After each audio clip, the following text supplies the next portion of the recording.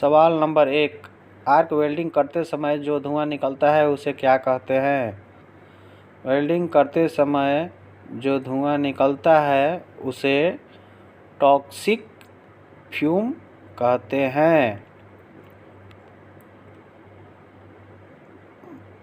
सवाल number 2, welder के लिए कौन कौन सा सेफ्टी टूल्स प्रयोग किया जाता है?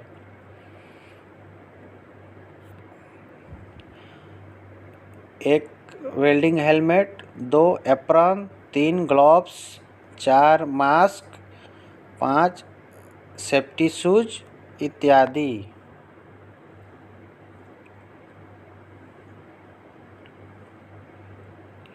सवाल नंबर 3, पाइप वेल्डिंग में 6G पोजीशन सबसे हार्ड क्यों होता है? 6G पोजीशन की वेल्डिंग में जितने भी पोजीशन आते हैं जैसे 1G, 3G और 4G सब में गुरुत्वाकर्षण कार्य करता है। सवाल नंबर 4, वेल्डिंग पोजीशन में G और F क्या है जैसे 1G, 2G या 1F, 2F?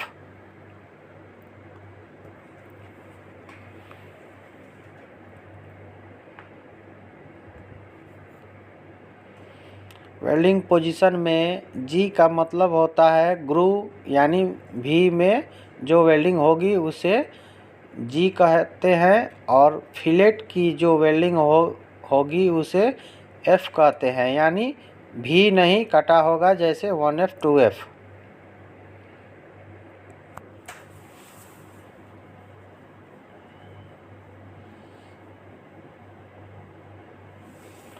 सवाल नंबर 5, आर्क वेल्डिंग कितने तरह की होती है? आर्क वेल्डिंग मुख्यतः 6 तरह की होती है। कार्बन आर्क वेल्डिंग, दूसरा मेटल आर्क वेल्डिंग, तीसरा प्लाज्मा आर्क वेल्डिंग, चौथा गैस टंगस्टन आर्क वेल्डिंग, पांचवा गैस मेटल आर्क वेल्डिंग। सवाल नंबर 6, ऑटोजीनियस वेल्डिंग किसे कहते हैं?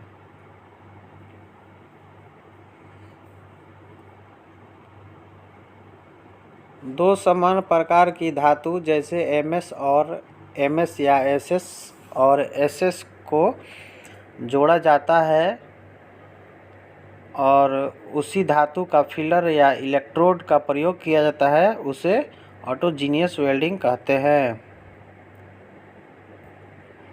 सवाल नंबर 7, हेट्रोजीनियस वेल्डिंग किसे कहते हैं?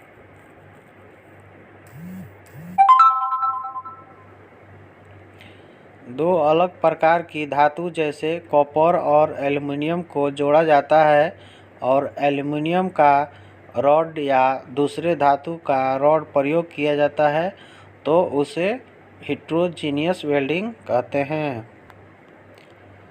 सवाल नंबर 8, 3.15 या 4 mm या किसी भी साइज का इलेक्ट्रोड कितना एम्पीयर करंट लेता है?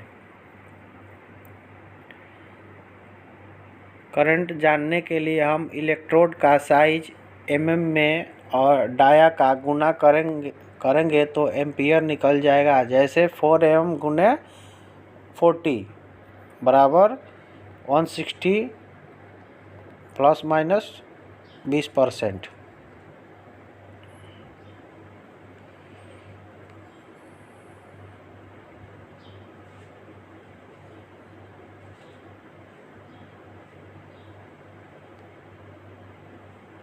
सवाल नंबर 9, E7018 के इलेक्ट्रोड को लो हाइड्रोजन LH इलेक्ट्रोड क्यों कहा जाता है? E7018 के रॉड के कोटिंग में लो हाइड्रोजन भी होता है जो वेल्डिंग के समय CO2 गैस बनाता है जो शील्ड गैस के रूप में कार्य करता है।